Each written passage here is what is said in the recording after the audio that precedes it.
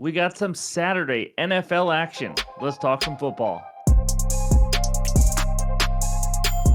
What's going on, everyone? Welcome back in to another episode for Just a Bet Outside. I am your host, Steven, and we're back to talk some football for the Saturday slate. That's right, we got 3 NFL games to get into, but some quick reminders before we do. NFL Week 17 best game bets and trends video is out now, so be sure to check it out. The NFL player props and anytime touchdown bets, that video will be out late Friday night like usual for the weekend. So just want to let you know, even though we lost on Thursday night, 11-6 run heading into this weekend, the end of the NFL season can be a little tricky, but hopefully we can stay hot rolling into the playoffs in a couple weeks. So quick reminder, Outlier. Any graphics you see in this video or future videos are from an app called Outlier, the best player prop research tool on the market today. I use it every single day. Again, click that link below. You get a 7-day free trial. Absolutely nothing to lose. So let's get into it. And if you watched our last couple videos, we're doing something a little different. No dad joke today. We're going to do a little name that NFL player guess who type of game. So here we go. He is a current NFL player. He's played for 2 teams. He holds the single season franchise record for most receiving yards for both teams, and he was drafted in the 5th round. Leave a comment below. Let me know your guys' answer. And then on that Sunday night video, we will be going over all the answers for those 3 football videos and calling out the people that got it right. So anyways, in this video, we're going to talk and give our best bets for the Chargers, Patriots, and then do the same for the Broncos and Bengals and the Cardinals and Rams. That's right. We're going to break down each game.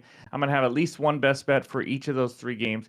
And of course, we'll wrap it up with the bets recap. So hit that like button if you haven't already. Leave a comment below to help this channel continue to grow. If you're new to the channel, come join this awesome community. Hit that subscribe button as we're on our way to 35,000 subscribers. All right, let's get into it. And that means it's time for the Chargers and Patriots. All right, this first one takes us out to New England, where the Patriots host the LA Chargers. Chargers minus 4.5. Total in this one is 42.5. Let's preview the game. Quick trend: Chargers 15-4-1 to the under in their last 20 regular season road games. Just an under machine. Against the spread numbers, Chargers 10-5 ATS, tied for the 3rd best ATS team in the NFL. 5-2 ATS on the road, 3-1 ATS as a road favorite. And the Patriots 6-8-1 ATS, 2-3-1 ATS at home. Same record as a home underdog as well, because they're, well, always underdogs at home. Over under numbers: Chargers 9-6 to the under, Patriots 9-6 to the over. And then quick spot in this game: Chargers had extra rest after beating Denver on Thursday Night Football. Patriots coming in a little shorter week after playing on on Sunday. They fought hard, but they lost to the Buffalo Bills, almost pulled off that upset, 24-21. New England is now on a 5-game losing streak. Notable injuries, not a ton in this game. Linebacker Denzel Perryman is out for the Chargers, which is a decent loss there. But my best bet, let's get into it. It's a half unit play, as every play will be today, because I don't want to just go crazy on Saturday when we have a lot of bets going on Sunday as well. But it's Hunter Henry under 17.5 yards, longest reception. Minus 115 on FanDuel. I'm going to be honest, Outlier really helped me find this bet when I was looking through Outlier and some different player props and stuff. But I really don't love this game for betting props, but this is definitely my favorite one. So as you can see by this Outlier screenshot, he is under this line in 8 straight. That's right, 8 straight games, under 16.5 and 8 straight. Also, if you can only get that, so it's the same hit rate. The longest catch obviously can be risky. It just takes one play and he gets screwed. But here's the research behind the hit rate and everything now. He's averaged less than 11 yards per reception in 5 straight games. He's averaging 5 receptions on 7 targets in the last 10 games as well. But here's the deal. His ADOT the last 5 games, which is average depth of target, is 6.9. He is not going very far down the field. And nothing crazy in the yards after catch category either. Obviously, he's a tight end. He's not some speedster that runs down the field. In fact, he's only averaging 3.9 yards after catch per reception in the last 5 games.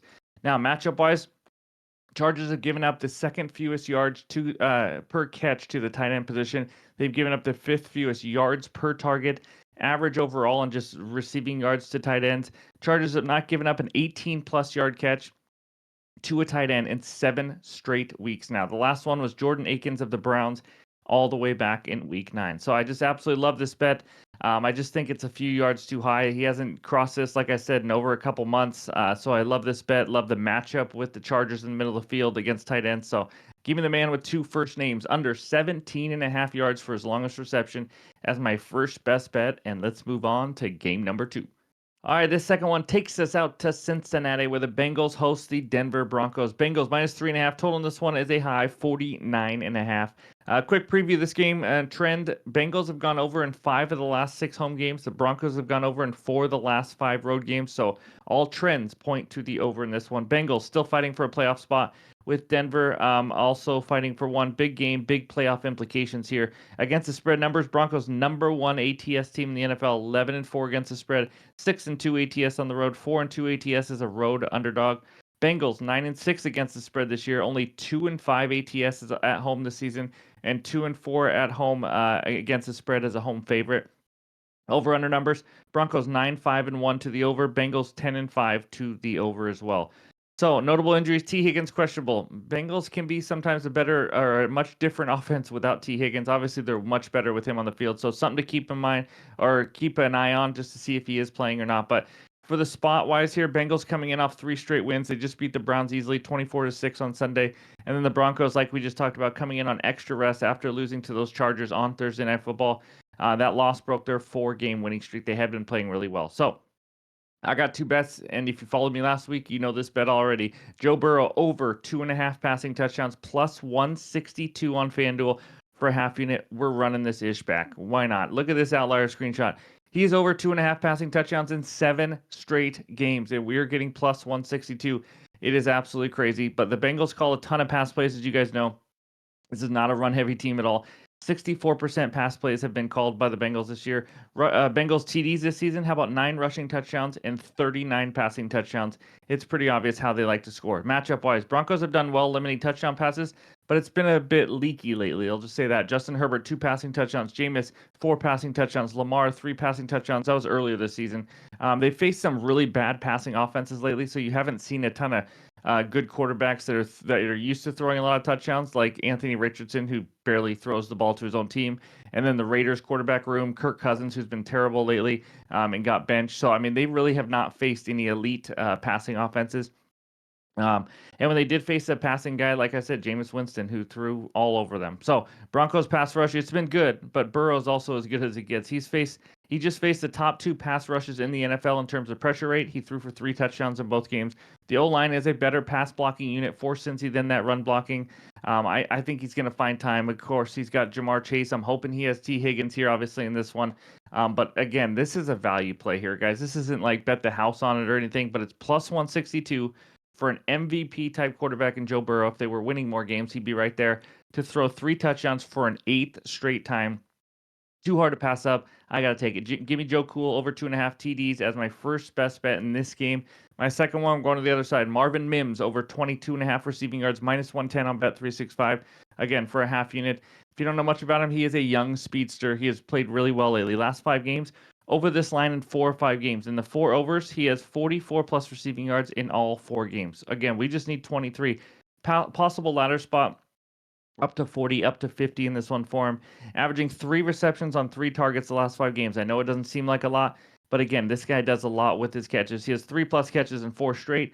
I think 3 catches is going to be plenty for him to get this. His ADOT is only 5.6 because they let him catch it in space, use his speed to run after the catch, which is what he's there for. So even with lower volume, he has the 2nd most yards after catch in the NFL the last 5 weeks. That's just crazy. That's pretty wild when you got a guy with a 22.5 receiving yards line.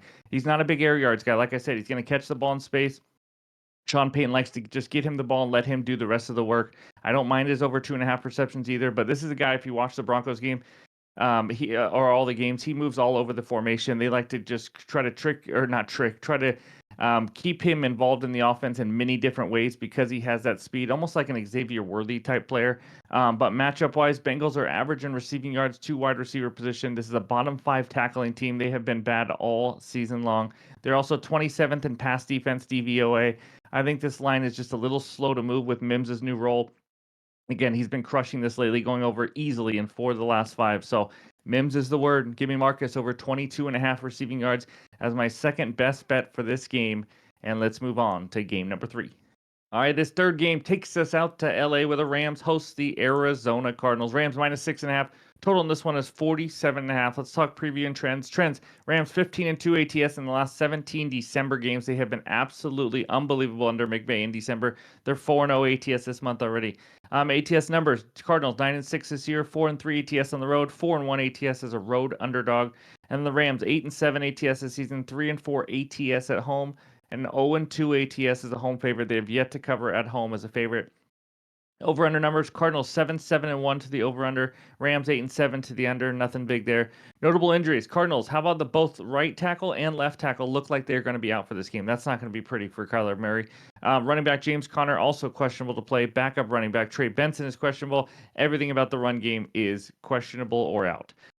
Quick spot in this one. Cardinals coming in losing 4 of the last 5 games. Season-ending loss to the Panthers last week as Kyler Murray continues to do what he does all career long, struggle in the second half of the season. Rams have been the opposite. Coming in on a 4-game winning streak, defense has held 3 of their last 4 opponents to 14 points or less. They've won games 12-6, 19-9, and then 44-42 over Buffalo. Again, NFL's all over the board. You never know what you're going to get. But I got one best bet. It's my first under or second under for the slate on Saturday. Give me Cooper Kupp under 51.5 receiving yards, -110 on Bet365 for a half unit. It's always scary, obviously, taking a Cooper Kupp under, but he just hasn't been as involved lately, and there's different reasons. We'll talk about it. In the last 2 weeks, a total of 3 catches on 6 targets for only 24 yards, 11 and 16% target share under this line in 3 of the last 4 games. In those 3 unders that he's had, he hasn't even reached 25 receiving yards. So let's talk about why. Well, the Rams are completely committed to running Kyren Williams into the ground right now. They have run over 60% run plays. Kyler, if I could talk, Kyren Williams rush attempts last 3 weeks, 29, 29, and 23. That is absolutely insane volume. His rush attempts line here is set at 20.5, and it's been very successful too. They have 87 plus rush yards in 4 straight, over 103 the last 4. They just want to run the ball. Now, the matchup, Cards are average ranked 15th in receiving yards allowed to wide receivers, but they know Cooper Kupp. They know how to defend him. Kupp, in his first meeting with Arizona, 37 receiving yards only against them. Cardinals' run defense is terrible, too, and that's going to be a part of this. So 26 in rush yards allowed to running backs, giving up the 8th most rush yards per attempt this season at 4.7, and the last 3 games have been even worse by far. Cardinals have given up the 3rd most yards per attempt at 5.9 to running back, or to, the other opposing running game. All this means more running and less passing, because I think they're going to run all over them. And when I see this being more of a running game and Kyren Williams game, it's when you start looking at the unders for player props when it comes to receivers and all that. So I think it's going to lead to another low target game for Kupp. Stafford's only attempted 19 and 27 pass attempts the last 2 weeks, just to kind of show you they are committed to the run game. So game script, I expect the Rams to be playing from ahead, so they might be running the ball even more in the fourth quarter. But either way, I don't think we see a ton of volume from Kupp in this passing game. I think we're going to see a big dose of Kyren Williams. You could look at his overs, but again, his rush yards are pretty high up there. His rush attempts 20.5. I still lean over there, but either way, that leads me to Cooper Kupp under 51.5 receiving yards, and that is my final best bet for the Saturday slate. I may have another added play. If I do, it'll be in the pinned comments below on X and on Discord. So before we get out of here, let's check out the recap. All right, there it is. The 4 best bets for the Saturday slate. Hunter Henry under 17.5 yards for his longest reception, -115 on FanDuel. Joe Burrow over 2.5 passing touchdowns, +162 on FanDuel. And then Marcus Mims over 22.5 receiving yards, -110 on Bet365. And Cooper Kupp, that's right, Red Solo Cup under 51.5 receiving yards, -110 for a half unit. Again, any added plays will be in the pinned comments on X and on Discord. NFL player props video coming out late Friday night. Thank you guys, as always, for the support. I appreciate it. Let's have a great week 17. Hope you guys have a great weekend in general, and we'll talk to you soon.